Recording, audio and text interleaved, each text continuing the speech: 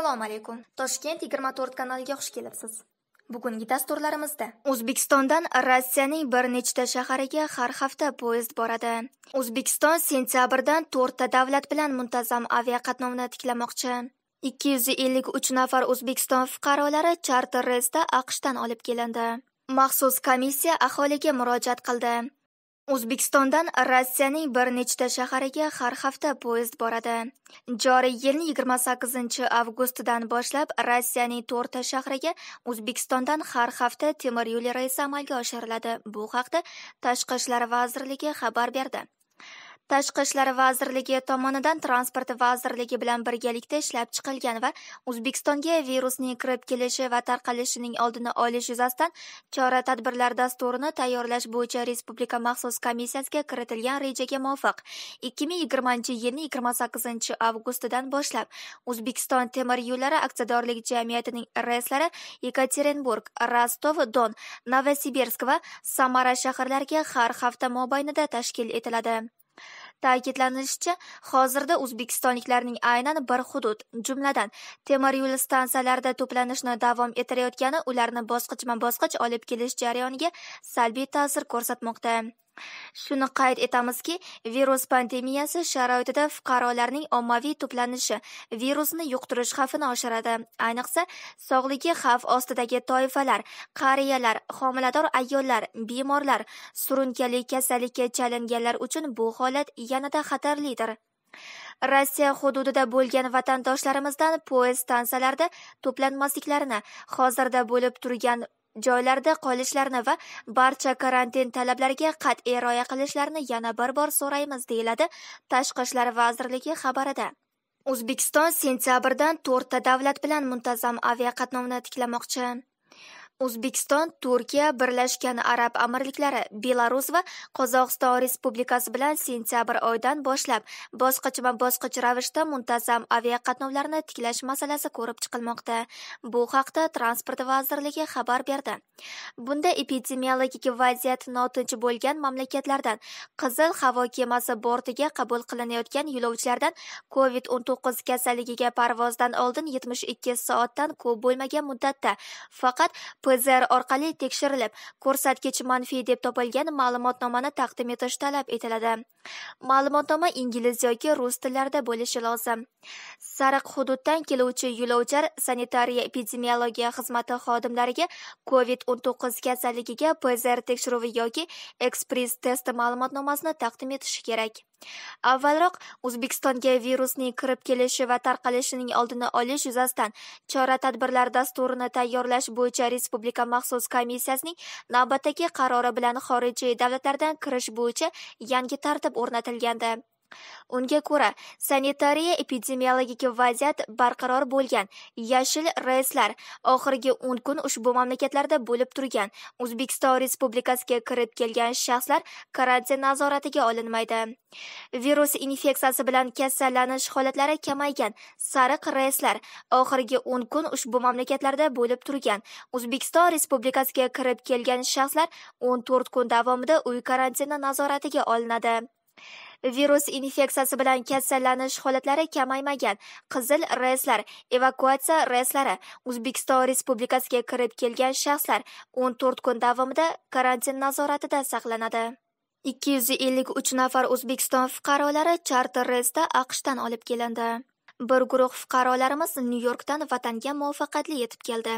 7-marotaba tashkil etilgan maxsus reys bilan O'zbekistonga 264 yo'lovchi, shu jumladan 12 nafar yangi tug'ilgan bola bilan birga 253 nafar O'zbekiston fuqarolari, shuningdek 11 nafar AQShning O'zbekistondagi elchixonasi xodimlari o'z oila a'zolari bilan olib kelindi.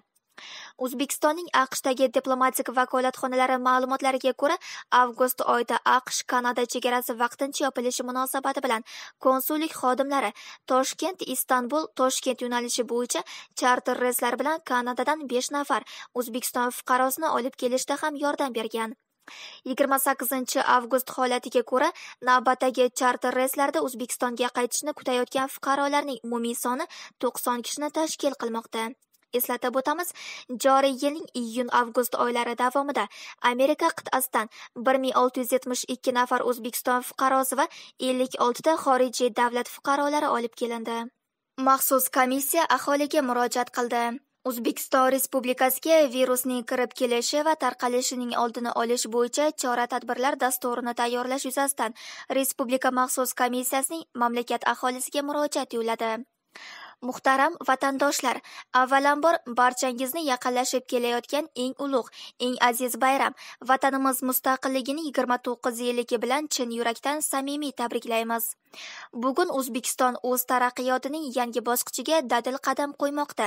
Muhtaram prezidentimiz Shavkat Miromonovich Mirziyoyev boshchiligidagi O'zbekistonning yangi, ochiq, demokratik va insonparvar qiyofasi yaratilmoqda.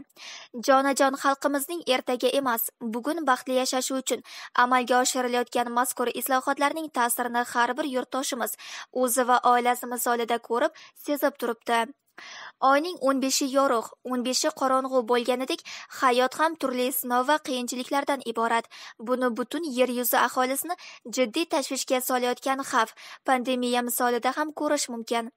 Bizga ham afsuski bu sinov yetib keldi. Kutilmaganda hayot tarzimizni, odatlarimizni, bir maromda ketayotgan jarayonlarni o'zgartirishimizga, yangi talab va shartlar asosida yashashga o'rganishimizga to'g'ri keldi. 5 oydan ortiq vaqt davomida davlatimiz rahbarining topshiriqlari va ko'rsatmalariga muvofiq bu xatarni imkon qadar kam talofat bilan yengib o'tish uchun barcha zarur choralarni ko'rib kelmoqdamiz deya qayd etilgan murojaatda. Qayd etilishicha, ko'rilgan samarali chora-tadbirlar hamda tibbiyot xodimlarining fidokorona xizmatlari natijasida bugungi kunga kelib, O'zbekistonda virus yuqtirgan jami 40 mingdan oshiq fuqarolarning qariyb 38 mingga yaqini yoki 93% sog'aydi. 2700 dan ziyod bemorni davolash va oilasi bag'riga qaytarish choralari ko'rilmoqda. Vaziyat ayniqsa Toshkent shahrida ijobiy tomonga o'zgarmoqda. Yaqinda Rossiya, Germaniya va Xitoydan taklif etilgan shifokorlar hududlar o'rtasida taqsimlangani, xorijlik ekspertlar asosan og'ir ahvoldagi kasallarni eng zamonaviy uslublar asosida tizimli ravishda davolashga jalb etilgani o'zining yaxshi samarasini berdi. Mazkur yo'nalishda amalga oshirayotgan shu va boshqa chora-tadbirlarimiz yaqin kunlarda o'zining ijobiy samarasini ko'rsatishiga barcha yurtdoshlarimiz yanada jipslashib, har tomonlama tartib-intizomni saqlagan holda yuksak onglilik va mas'uliyat ko'rsatib, mo'tabar keksalarimizning duoyi fotihalari bilan bu sinovdan eson-omon o'tishimizga qattiq ishonamiz. Kasallik tarqalishining sur'atini pasaytirish va jarayonni jilovlab turishda ommaviy tadbirlar va turli marosimlardan voz kechishning ahamiyati katta ekanini bugun yaxshi anglab yetdik. Xalqimiz salomatligi har narsadan ustun turishini, inson hayoti eng oliy qadriyat ekanini ham pandemiya davri bizga yana bir bor eslatdi, ko'rsatdi. Vujudga kelgan murakkab sharoitni hisobga olib, bu yilgi qator bayramlar va ommaviy tadbirlar o'tkazishni vaqtincha to'xtatganimizdan barchangiz xabardorsiz. Mana yurtimiz mustaqilligining 29 yillik ayyomi ham yaqinlashib kelyapti. Davlatimiz rahbarining topshiriqlariga muvofiq pandemiya sharoitida mazkur buyuk sanani nishonlash tartibini kelishib olish uchun sog'liqni saqlash tizimining vakillari bilan maslahat qildik. Albatta, bunda ham asosiy vazifa xalqimiz salomatligini asrash nuqtai nazaridan masalaga yondashildi. Pandemiya bilan bog'liq vaziyat bu yil joylarda katta yig'in va ommaviy sayllar o'tkazishni, shuningdek, bog' va ko'ngilochar maydonchalarda konsert dasturlari tashkil etishni, Toshkent shahri va viloyatlar markazlarida mushakbozliklarni cheklashni talab qilmoqda. Shuning uchun ushbu ulug' sanani ko'proq oila davrasida nishonlashni tashkil etish maqsadga muvofiq degan qarorga keldik. Korxona va tashkilotlarda ham bayram tadbirlari rejalashtirilgan taqdirda ularni sanitariya normalariga qat'iy rioya etgan holda o'tkazish kerakligini alohida ta'kidlamoqchimiz. Ushbu kunlar biz uchun har qachongidanda sinovli bo'ladi. Ko'rilayotgan choralar qanchalik natija berishi tez orada ayon bo'ladi.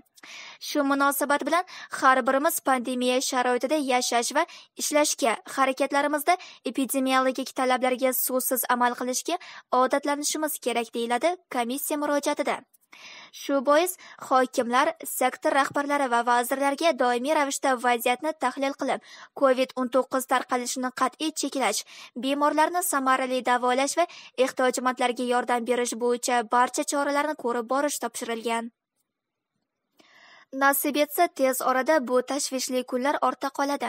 Bunday sayil tomoshalarni, to'y-u tantanalarni a'lo kayfiyatda el-yurtimiz bilan birgalikda hali juda ko'p o'tkazamiz. Zero, sog'-salomat ota-ona bag'rida o'ynab kulib yurgan farzandlarimiz, doim fotihalar va maslahatlari bilan boshimizga toj bo'lib turgan ota-onalarimiz davrasida bayramni nishonlash ham katta ne'mat ekanini bugun har qachongidan ham yaxshiroq anglab turibmiz, deya yakunlangan komissiya murojaatida.